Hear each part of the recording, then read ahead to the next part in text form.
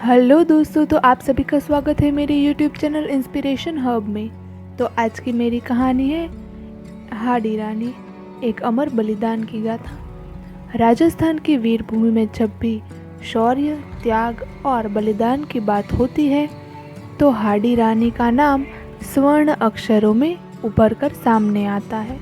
यह कहानी है एक ऐसे नवविवाहिता रानी की जिसने अपने पति की वीरता को बनाए रखने के लिए अपने प्राणों से भी प्रिय अंग का बलिदान दिया। यह गाथा केवल एक स्त्री की त्याग की नहीं, बल्कि राजपूती आन बान शान की प्रतीक है।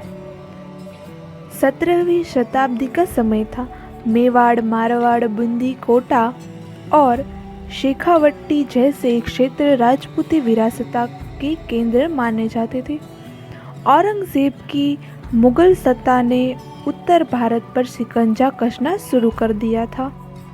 मुगलों के बढ़ते आतंक और कट्टरता के सामने राजपूत राजाओं के लिए यह समय अपनी अस्मिता को बचाने का था। इसी समय राजस्थान में एक छोटी लेकिन प्रतिष्ठित ठाकुर परिवार था। सलुम्बर ठाकुर चुड़ावत राजपूत वंश से ताल्लुकात रखते थे। यह परिवार मेवाड़ की रक्षात्मक रणनीति में अहम भूमिका निभाता था। ठाकुर रतन सिंह चुड़ावत एक बहादुर और तेजस्वी योद्धा थे। उन्होंने विवाह किया था हाड़ वंश की एक सुंदर और वीर युवती से, जो बूंदी के राजा की पुत्री थी। इतिहास उसे आज हाड़ी रानी के नाम से जानता है। हाड़ा वंश की रानी। उसके विवाह को कुछ ही दिन हुए थे। वैवाहिक जीवन की मधुरता अभी शुरू भी नहीं हुई थी कि मेवाड़ के महाराणा का संदेश आया, युद्ध के लिए तैयार रहो। रतन सिंह के सामने धर्म संकट खड़ा हो गया। एक और नवविवाहिता पत्नी थी जो विवाह के पहले ही दिन से उसका सानिध्य चाहती थी। दूसरी ओर मातृभूमि का कर्तव्य था जो पुकार रहा था। रतन सिंह ने जब युद्ध की बात कही तो हाड़ी रानी की आंखों में एक क्षण को पीड़ा उभरी, लेकिन अगले ही पल वह गंभीर हो गई। आपका कर्तव्य पहले है रतन। राजपूत की धर्मपत्नी का सौभाग्य यही है कि उसका पति रणभूमि में शौर्य दिखाए। रतन सिंह के मन में अभी भी एक द्वंद्व था। मन नवविवाहिता की ओर खींच रहा था। उसे लग रहा था कि यदि वह युद्ध में गया तो उसका मन पीछे छूट जाएगी और शायद उसका ध्यान बट जाएगा। युद्ध का दिन आ गया। सेना निकलने को तैयार थी। रतन सिंह युद्ध में जाने को उद्यत तो थे, लेकिन हृदय भारी था।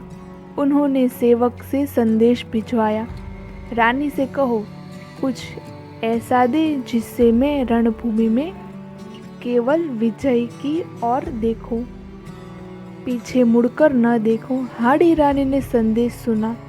वह समझ गई उसका पति राजपूत है, लेकिन मनुष्य भी है। वह युद्ध में है, लेकिन प्रेम में भी। उसने आदेश दिया, मेरी पालकी सजाओ।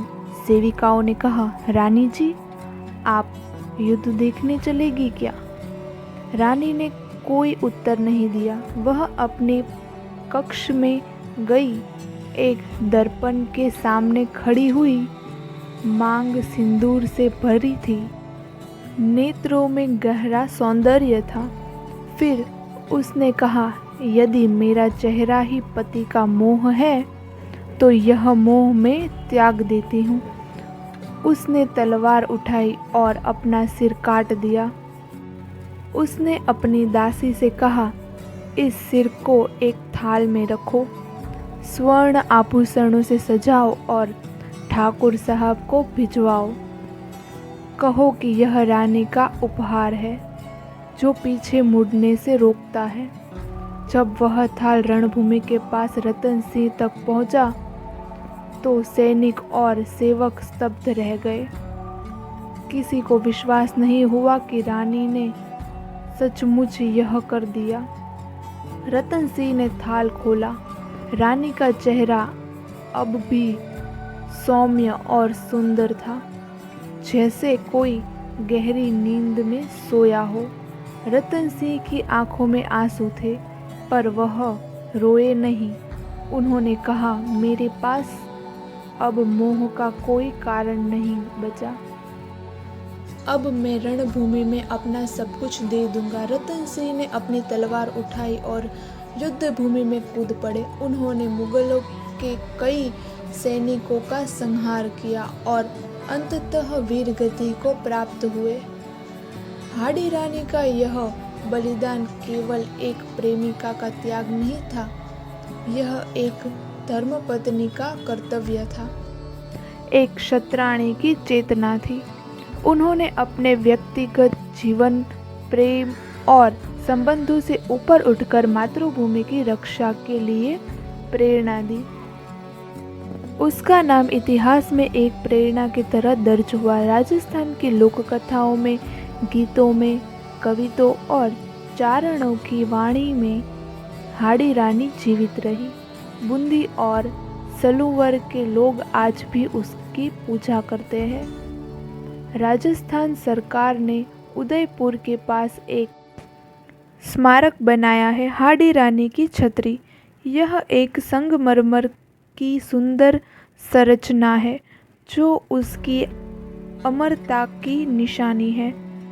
नवविवाहिता से पूछा जाता है कि प्रेम क्या होता है, त्याग क्या होता है, तो हाड़ी रानी का नाम उदाहरण बनकर सामने आता है। हाड़ी रानी की कहानी हमें यह सिखाती है कि सच्चा प्रेम वही है जो कर्तव्य से नीचे न झुके। उसका बलिदान इस बात की मिसाल है कि कैसे एक स्त्री अपने पति को केवल प्रेम नहीं, प्रेरणा भी दे सकती है। राजस्थान की धरती उस रानी की साक्षी है जिसने अपने सौंदर्य का बलिदान देकर पति को अमर बना दिया। उसकी कहानी केवल एक ऐतिहासिक प्रसंग नहीं, बल्कि भारतीय स्त्री शक्ति का वह स्तंभ है जिस पर वीरता की नींव रखी जाती है। तो दोस्तों, आपको मेरी कहानी अच्छी लगी हो तो मुझे कमेंट में लिखकर ज़रूर बताना।